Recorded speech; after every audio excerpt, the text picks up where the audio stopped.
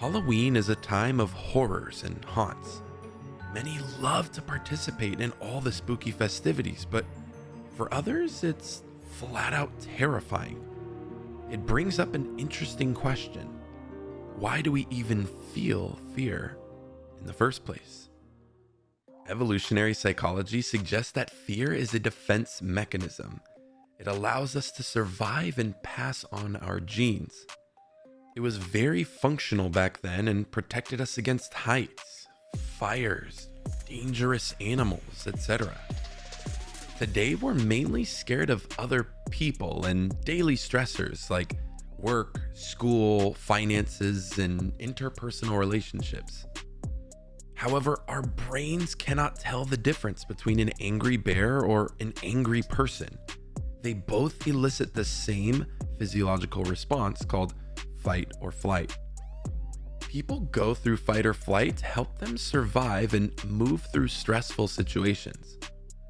If our brain sees something as a real threat, the hypothalamus and the amygdala both kick in.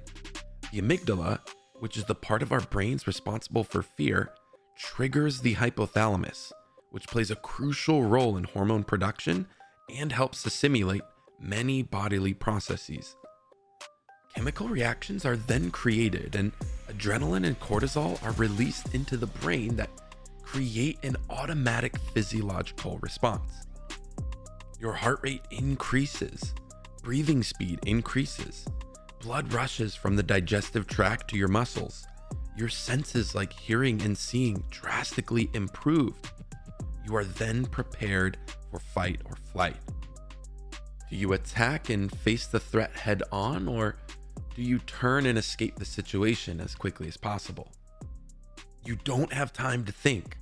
These things need to happen as fast as possible to help you survive and reproduce in the future. There's a lifelong developmental theory that comes from a famous German-American psychologist whose name is Erik Erikson. He posited that the first psychosocial crisis we face is one of trust versus mistrust.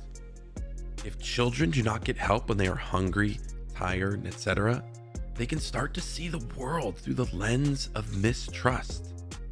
Also, children who grow up in hostile or toxic environments can learn and take on specific fears. One famous example of this is the little Albert experiment. A young baby boy was placed in front of these little white rats, and he had no initial fear or reactions. After a while, the researcher created very loud noises with a hammer to scare the baby boy. After enough scares, the boy would then associate his fear of the loud noises with the small rats, even if the loud noises were not present. He literally learned to fear something through conditioning. The media knows these tricks and understands psychology enough to know that through the proper marketing and messaging, it can create fear, which will alter spending decisions and consumer behavior. When you're afraid, you do not think logically. You just act in emotional ways. Let me know in the comments below if any of this information resonates with you. For anyone that's new here, my name's Jeff and my goal is to make psychology make sense. If you've been enjoying the content so far, any support for the channel would be greatly appreciated. Thanks for hanging out. As you grow up, depending on the in-groups and out-groups you associate with or don't associate with, it can help shape your behaviors and thought patterns well into your adulthood. Bullying is especially dangerous here because it creates fear-based responses that were so emotionally charged, the neural pathways created from those traumatic memories became sensitive triggers and pain points later on, if not dealt with properly. One way to significantly reduce the negative impact of these emotional triggers later on is to reduce your heart rate as best you can as soon after the event as you can. The more you can lower your heart rate and calm your mind down after these traumatic events, the weaker the neural pathway will become, the weaker the memory will be, and the lighter the emotional trigger will be later on. This is exceptionally difficult for many people and is so much easier said than done. So try to lean on loved ones in these hard times and try to develop healthy breathing techniques as daily habits. They will come in handy the dark times. People with a strong fear of rejection will do so much to try and fit in. It can completely overtake their lives to overcompensate their racing minds and terrified hearts. It's fascinating yet terrifying to see what some of these events can do to shape your future if you have a fear-based operating model. Some people who have a massive fear of rejection may even try to join a specific group or create an in-group so that they can feel that sense of belonging, even if the group isn't necessarily a very healthy community. In a way, it gives them a sense of belonging that they've been looking for. Those that felt like an outsider in their own family are particularly more vulnerable to join groups that might have devious goals. You have to be super careful here though. Just because you've had a rough childhood or had traumatic experiences or really frightening memories when you were young, it does not at all guarantee that you'll have some toxic set of behaviors or thought patterns as an adult.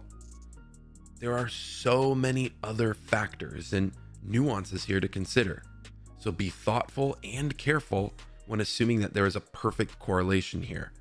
A rough childhood is merely an influence and a possible predictor, but not a guaranteed factor in being a fear-focused adult.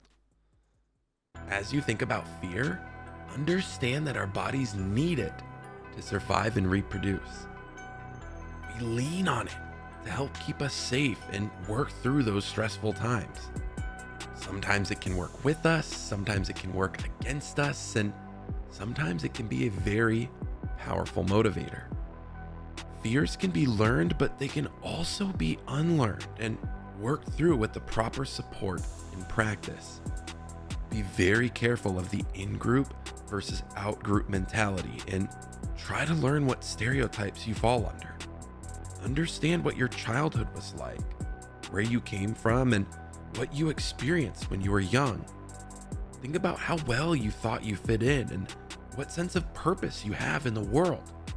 Through deeper exploration of yourself and your history, you can have so much more clarity in your life. With deeper awareness of fear and a focus on self-development, you can experience so much less fear throughout your life. If you're interested in other topics in psychology, be sure to check out my last video on how to beat addiction. So for all things psychology to help you think, feel, and perform better, stay tuned right here on Psychology of Living.